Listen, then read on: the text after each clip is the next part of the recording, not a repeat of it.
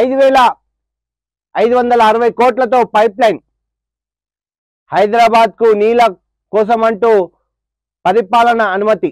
మల్లన్న సాగర్ నుంచి నగరానికి 15 టీఎంసీల తరలింపు. 40% రాష్ట్ర ప్రభుత్వం, 60% ఏజెన్సీల ఖర్చు. 2 ఏళ్లలో పూర్తి పైప్ లైన్ నీటి శుద్ధి కేంద్రం నిర్మాణం.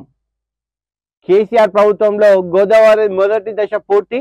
కాళేశ్వరం 30 టీఎంసీతో నగరానికి శాశ్వత భరోసా. సో 5,560 కోట్లతో రెండో విడత అంటే భాగ్యనగరానికి నీళ్ళ పరిస్థితి చాలా ఘోరంగా ఉంటుంది. సో దాన్ని దాహాది తీర్చేందుకు భాగ్యనగర్ మల్లన్న సాగర్ నుంచి 15 టీఎంసీలు పైప్ లైన్ ద్వారా భాగ్యనగర్ సరఫరా చేస్తారట. గోదావరి మంచినీటి పథకం వెనుక మతలబ్ ఏంటో, గ్రావిటీ పద్ధతిని నిధులు పంపింగ్కే సర్కార్ మొగ్గు.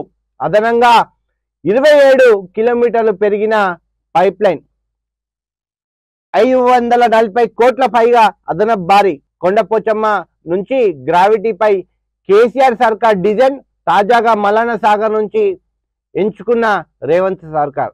ఇదేం సార్, ఉన్న వాటిని చేయండి అయ్యా అంటే మీరు కొత్త వాటిని చేస్తారు ఎందుకు? ప్రభుత్వ అధికారులు సలహాలు ఇచ్చేటోళ్ళు ఎవరో కానీ ఏ ప్రభుత్వానికి ఆ ప్రభుత్వం సలహాలు ఇస్తుంటారు. జనాల సొమ్ము వృధాగా ఖర్చు పెడుతుంటారు. జనాల సొమ్ము అంటే నేను ఒక ఇంటర్వ్యూలో చూసాను.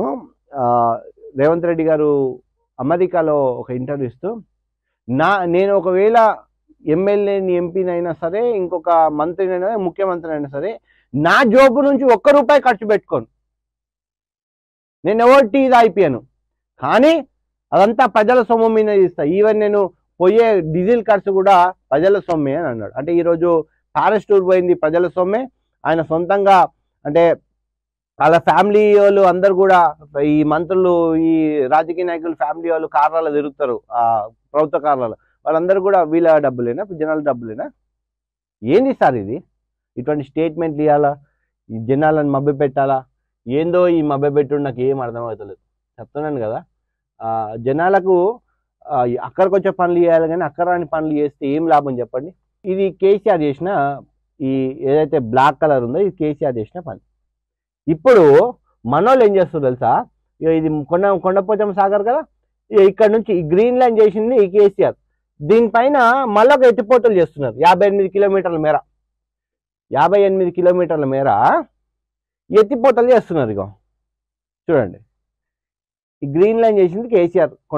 కొండపోచమ్మ సాగర్ నుంచి ఇట్లా తీసుకొచ్చి ఇట్లా ముత్తంగి దగ్గర దించేశాడు. అక్కడ నుంచి ఉస్మాన్ సాగర్ నుంచి ఇట్లా హైదరాబాద్కు మంచినీటి సరఫరా వస్తూ ఉంది. దాన్ని ఏం చేస్తున్నారంటే ఇప్పుడు కొండపోచమ్మకు దిగంగానే మల్లన్న సాగర్ దగ్గర రాగానే అక్కడ నుంచి మళ్ళా ఎత్తి పైకి పోసి, అంటే 58 కిలోమీటర్ల మేర, అంటే 5,500 కోట్లు ఈ 58 కిలోమీటర్లకు పెరుగుతూ ఉంది.